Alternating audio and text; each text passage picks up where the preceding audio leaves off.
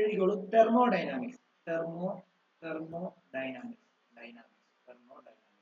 എന്താണ് thermodynamics? Thermodynamics എന്ന് പറയുമ്പോൾ it is A branch of physics. which deals with the study of heat, temperature, heat, temperature, and the interconversion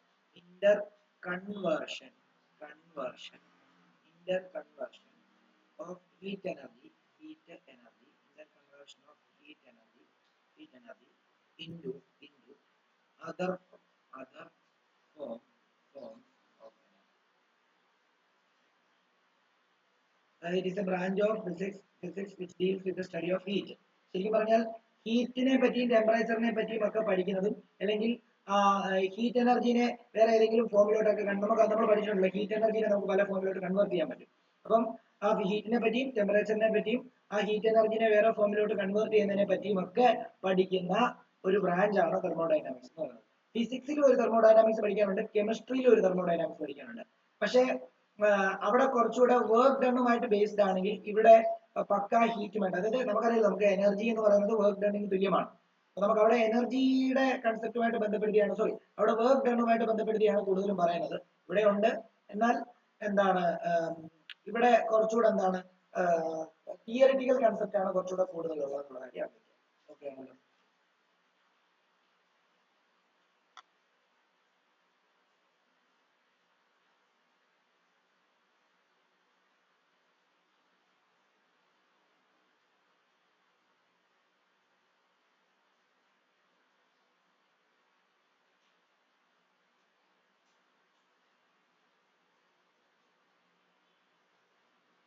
അടുത്ത heading ആയിരിക്കും thermal equilibrium.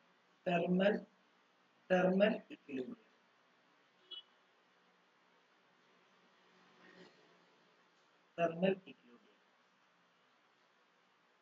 In thermal equilibrium,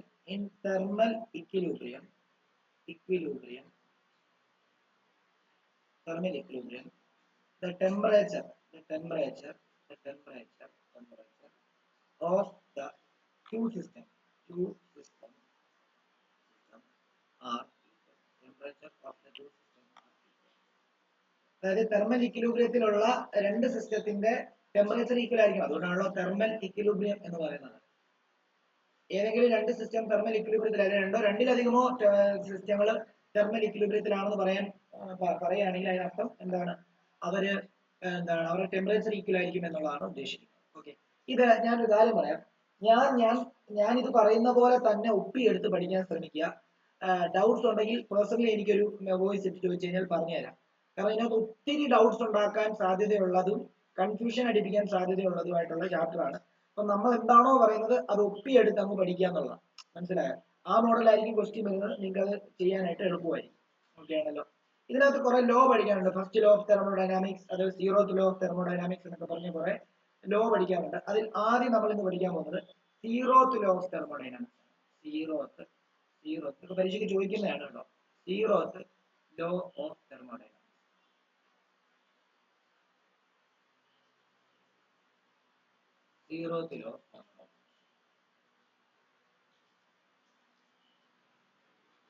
If two thermodynamics system are in thermal equilibrium,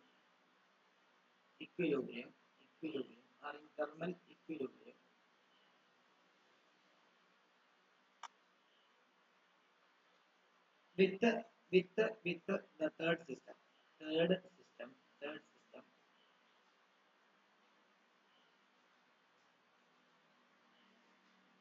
then they are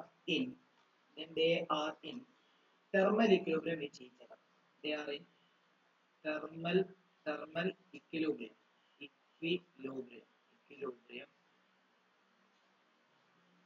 each other.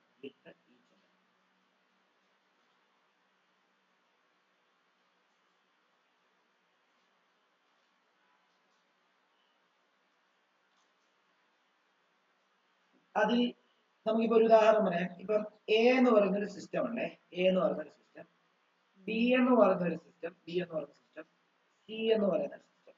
Okay, A എന്ന് പറയുന്ന സിസ്റ്റത്തിന്റെ temperature T A ആണ്. B എന്ന് പറയുന്ന സിസ്റ്റത്തിന്റെ temperature T B ആണ്.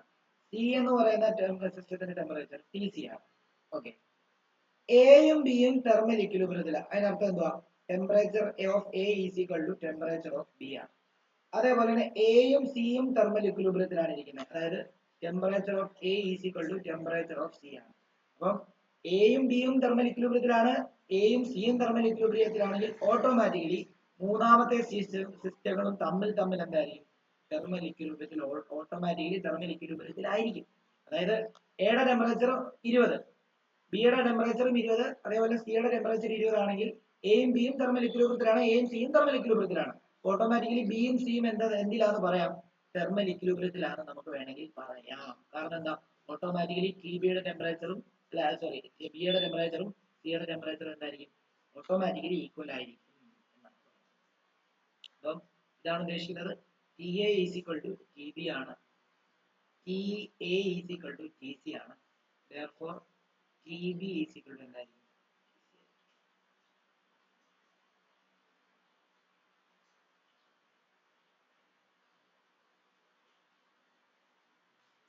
എഴുതിയെടുക്കും.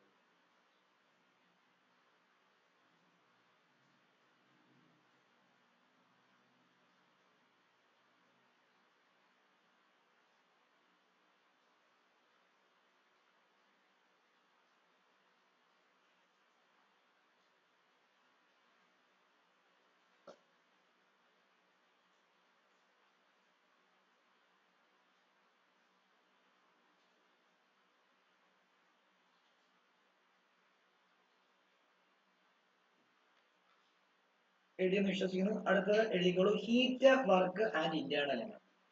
Heat, work and internal energy. Internal energy.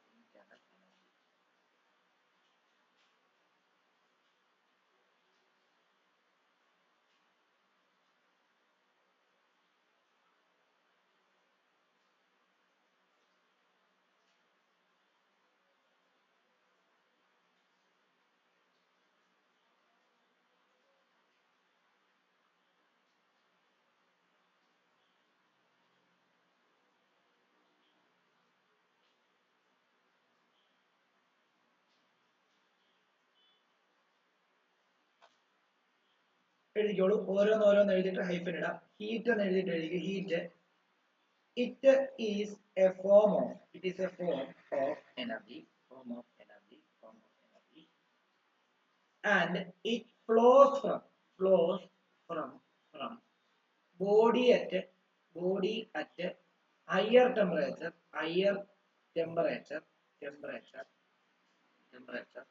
to body at lower temperature,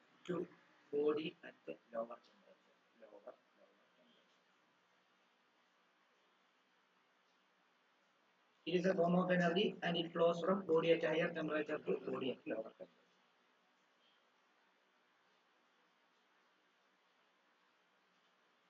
ഇനി ഇതിനെ ഡിനോട്ട് ചെയ്യുന്നത് Q എന്ന് പറയുന്ന ഒരു സിമ്പിൾ വെച്ചിട്ടാണ്, ലെറ്റർ വെച്ചിട്ടാണ് ഡിനോട്ട് ചെയ്യുന്നത്. ഇനി ഇന്റേണൽ എനർജി അതും കൂടെ എഴുതിക്കുക. അതായത് നമുക്ക് ഇപ്പൊ ഹീറ്റ് എന്ന് പറയുമ്പോൾ ഹീറ്റ് ഒരു എനർജി ഫോം ആണ്. ഹീറ്റ് എപ്പോഴും ഹയർ ടെമ്പറേച്ചറിൽ നിന്ന് ലോവർ ടെമ്പറേച്ചറിലോട്ടേ പോകത്തുള്ളൂ. നിങ്ങൾ ഒരു ഉദാഹരണം പറയാം. നിങ്ങൾ ഇപ്പം ഒരു ചിക്കൻ കറി ഉണ്ടാക്കുകയാണ്. ചിക്കൻ കറി ഉണ്ടാക്കാൻ വേണ്ടി ചിക്കൻ എല്ലാം ഇട്ടെല്ലാം കറിയെല്ലാം എല്ലാം സെറ്റ് ആക്കിയിട്ട് നിങ്ങൾ എന്ത് ചെയ്യാം? നിങ്ങൾ ഇളക്കിയിട്ട് ആ തവി അതിനകത്ത് തന്നെ വെച്ചു. അതിനകത്ത് തന്നെ വെച്ചിട്ട് ഒരു 5 മിനിറ്റ് കഴിഞ്ഞ് നിങ്ങൾ ആ തവി എടുക്കുന്ന സമയത്ത് നിങ്ങൾ പിടിക്കുന്ന ആ ഭാഗത്ത് ചൂടാവും, നിങ്ങൾ കയ്യിൽ നിന്ന് താഴെ പോകും. ഇല്ലേ? ശരിയല്ലേ? കൈ ചൂടാവും. അപ്പൊ അതെന്തുകൊണ്ടാന്ന് പറഞ്ഞാൽ നിങ്ങൾ ഇളക്കിക്കൊണ്ടിരുന്ന സമയത്ത് ആ തവിയുടെ താഴ്ഭാഗത്ത് മാത്രമേ ഉള്ളായിരുന്നു ടെമ്പറേച്ചർ. പിന്നെ കുറച്ചു നേരം കഴിഞ്ഞപ്പോൾ എന്ത് ചെയ്തു? ഹയർ ടെമ്പറേച്ചർ ഉള്ള പാർട്ടിൽ നിന്ന് ലോവർ ടെമ്പറേച്ചർ ഉള്ള പാർട്ടിലേക്ക് എന്ത് ചെയ്തു? ഹീറ്റ് ഫ്ലോ ചെയ്തു. അതിന്റെ ഭാഗമായിട്ട് നിങ്ങളുടെ പിടിയുടെ ഭാഗം എന്ത് ചെയ്തു?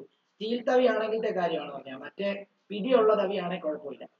മനസ്സിലായോ? മറ്റേ അതിന്റെ ഒരു ഈ മറ്റേ പ്ലാസ്റ്റിക് കോട്ടിംഗ് അല്ല, ശരിക്കും പറഞ്ഞാൽ പ്ലാസ്റ്റിക് തന്നെയാണത്. പക്ഷേ HDP, ഹൈ ഡെൻസിറ്റി പോളിമർ എന്ന് പറയുന്ന കാറ്റഗറിയിലുള്ള സാധനമാണ്. അതപ്പം ചൂടാവത്തില്ല. അപ്പൊ നമുക്ക് എന്ത് ചെയ്യാം? പിടിച്ചൊക്കെ ഇളക്കാൻ പറ്റും. എത്ര നേരം അതിനകത്ത് വെച്ചാലും കുഴപ്പമില്ല. ഓക്കെ ആണല്ലോ. ഇനി അടുത്തത് internal energy. Internal energy. Internal energy. Internal energy denote ചെയ്യുന്ന ലെറ്റർ U ആണ്. U.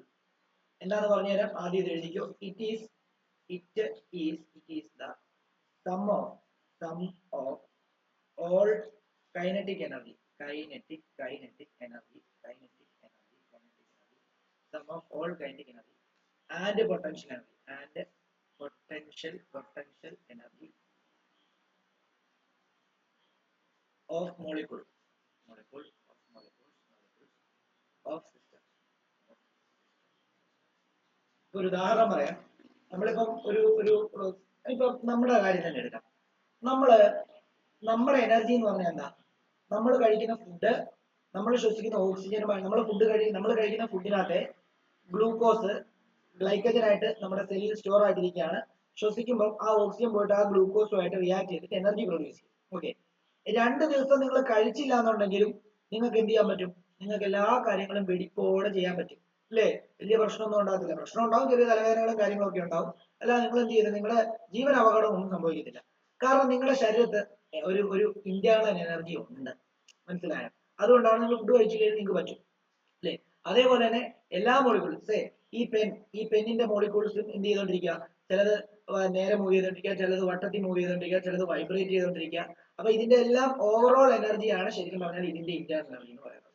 ഓക്കെ ആണല്ലോ? അത് അങ്ങനെ ആലോചിച്ച് വെക്കുക കേട്ടോ. ഇനി വർക്ക് ഉണ്ട്. മൂന്നാമത്തെ നമ്മൾ വർക്കും കൂടെ എക്സ്പ്ലെയിൻ ചെയ്യണം. വർക്ക് എന്ന് പറയുന്നത് എന്താണെന്നറിയോ? It is a mode of energy.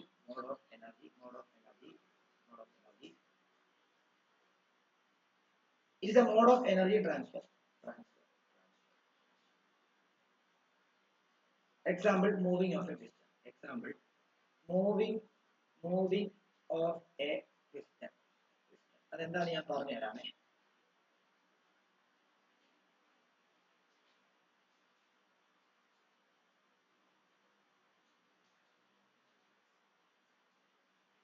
Okay, നോക്കിക്കോ.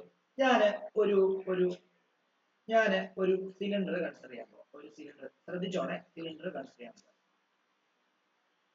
ഞാൻ പറഞ്ഞു ഈ ചാപ്റ്റർ ഇച്ചിരി മനസ്സിലാക്കാനൊക്കെ ഇച്ചിരി ബുദ്ധിമുട്ടുള്ള ചാപ്റ്റർ ആണ്. അതുകൊണ്ട് ശ്രദ്ധിച്ചിരിക്കാം. ഓക്കെ, ഞാനൊരു സിലിണ്ടർ കൺസിഡർ ചെയ്യാം. ഈ സിലിണ്ടറിന്റെ ഇത്രയും ഭാഗം വരെ, അതായത് ഇത്രയും ഭാഗം വരെ ഞാൻ എന്ത് എടുക്കാൻ പോവാം? ഇത്രയും ഭാഗം വരെ ഞാൻ വാട്ടർ എടുക്കാൻ പോവാം. ഓക്കെ, ഇത്രയും ഭാഗം വരെ വാട്ടർ എടുക്കാൻ പോവാം. അത്രയും ഭാഗം വരെ ഞാൻ വാട്ടർ എടുക്കും. ഇത്രയും ഭാഗം വരെ ഞാൻ വാട്ടർ എടുക്കും. ഓക്കെ ആണല്ലോ? വാട്ടർ, ഇത്രയും ഭാഗം വരെ വാട്ടർ. ഇതിന്റെ മണ്ടയ്ക്ക് ഞാനൊരു പിസ്റ്റൺ വെക്കാൻ പോവാം. ഇതിന്റെ മണ്ടയ്ക്ക് ഞാനൊരു പിസ്റ്റൺ വെക്കാൻ പോവാണ്. അപ്പൊ ഞാനൊരു കാര്യം, പിസ്റ്റന്റെ കളർ തന്നെ ഇത് കൊടുക്കാം. ഞാൻ വാട്ടറിന്റെ മണ്ടയ്ക്കോട്ട് ഒരു പിസ്റ്റൺ വെച്ചു.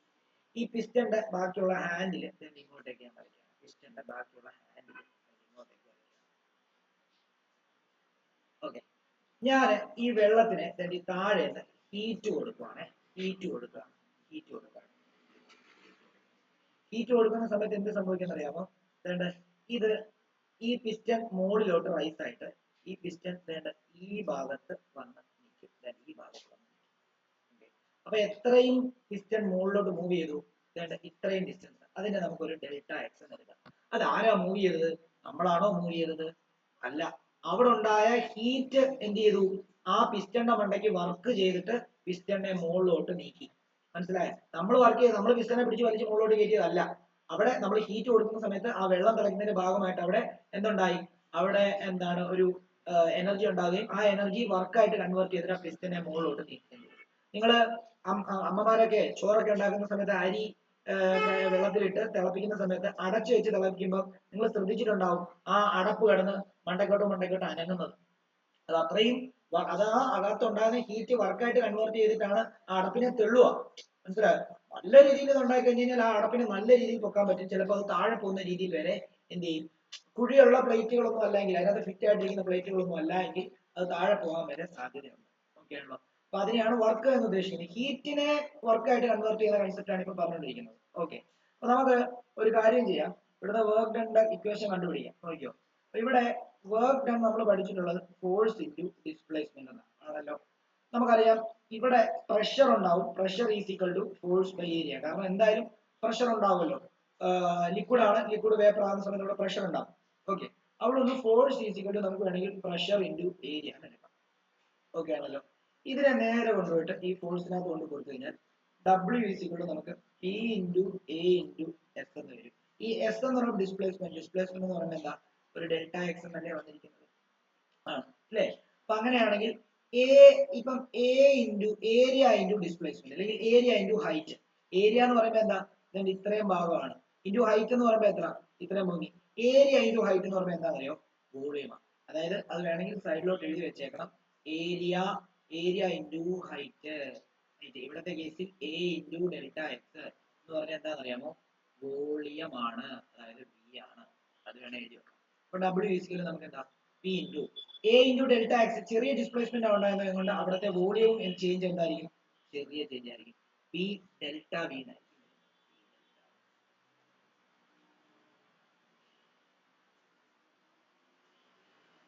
ഓക്കെ ആണല്ലോ. അപ്പം ഇത് വേണമെങ്കിൽ ഈ ഡെൽറ്റ എക്സ് കൊടുക്കുവാണെങ്കിൽ ഇതും ഡെൽറ്റ ആവും കേട്ടോ, ഇതും ഡെൽറ്റ ആവും. ചെറിയ വർക്കാണ്, ചെറിയ ഡിസ്പ്ലേസ്മെന്റ് മൂവ് ചെയ്യാൻ ഉണ്ടാകുന്ന വർക്ക് ചെറിയ വർക്കാണ്. ചെറിയ ഡിസ്പ്ലേസ്മെന്റ് മൂലം ഉണ്ടാകുന്ന വോളിയം ചെറിയ വോളിയമാണ്, ചെറിയ വോളിയത്തിന് ഇൻക്രീസ്. നമുക്ക് വേണമെങ്കിൽ ഇങ്ങനെ എഴുതാം. ഫൈനലി ഇതിനെ നമുക്ക് ഓർ എന്ന് D W is equal to P D V എന്ന് വേണമെങ്കിൽ എഴുതാം.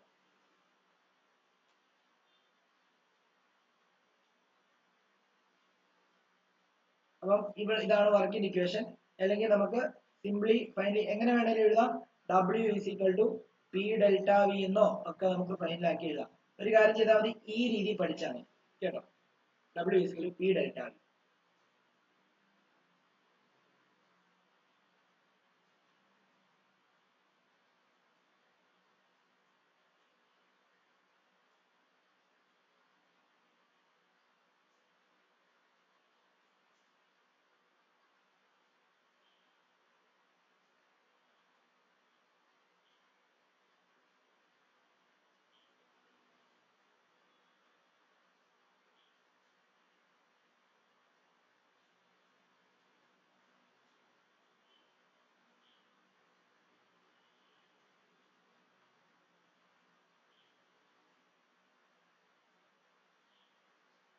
എഴുതിയെന്ന് വിശ്വസിക്കുന്നു. ഇനി അടുത്ത ഒരു എഴുതാണ് ഫസ്റ്റ് ലോ ഓഫ് തെർമോഡൈനാമിക്സ്.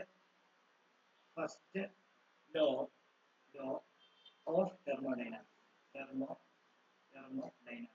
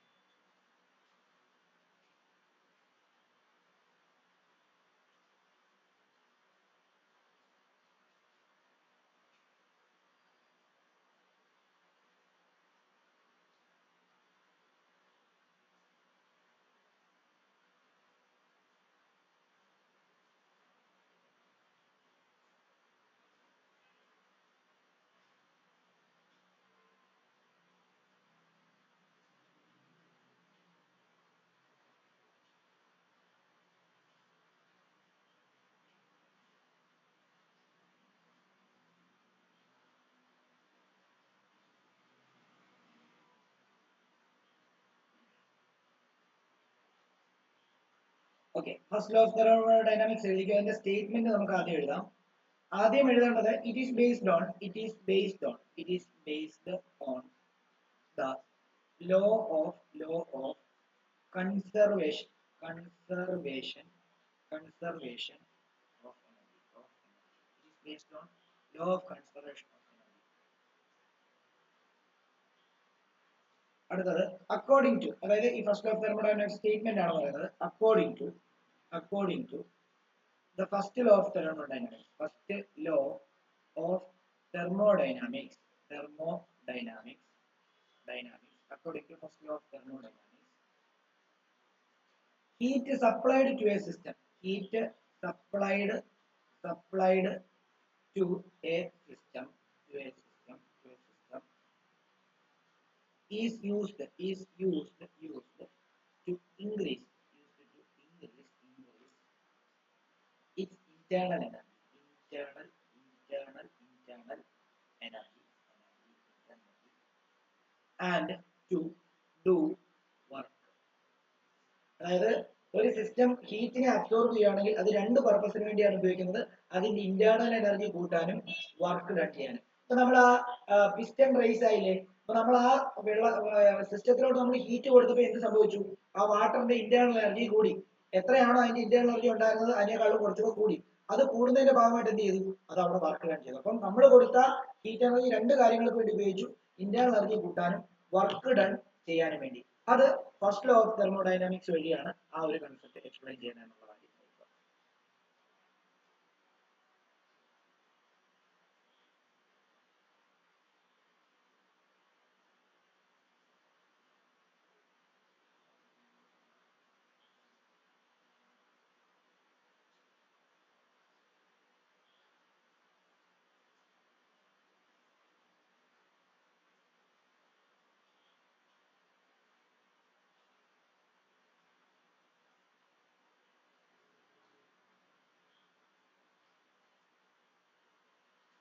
അതിന്റെ ഇക്വേഷൻ നമുക്ക് ഇങ്ങനെ എഴുതാൻ നോക്കിയോ.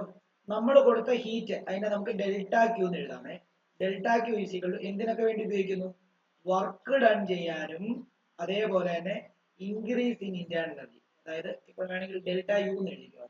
Delta U plus delta W എന്ന് എഴുതിക്കോ.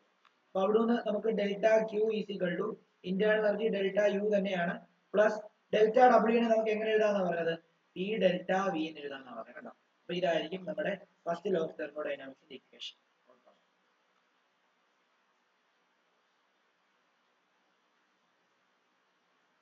ഒരു റിലേഷൻ കൂടെ പഠിപ്പിക്കുക. ഒരു ഡെറിവേഷൻ ആണ് മേയേഴ്സ് റിലേഷൻ എന്ന് പറയും. പരീക്ഷയ്ക്ക് ഷുവറായിട്ടും ചോദിക്കുന്ന ഒരു റിലേഷൻ ആണ്. ഡെറിവേഷൻ ആയിട്ട് ചോദിക്കും 2 മാർക്ക് ഈ ചാപ്റ്ററിൽ നിന്ന് ചോദിക്കാൻ സാധ്യതയുള്ള ഒരു ഡെറിവേഷൻ അതാണ് കേട്ടല്ലോ. മേയേഴ്സ് റിലേഷൻ പഠിച്ചോണം. Relationship between C P C V and R അത് പഠിച്ചോണം, ഇമ്പോർട്ടന്റ് ആണ്.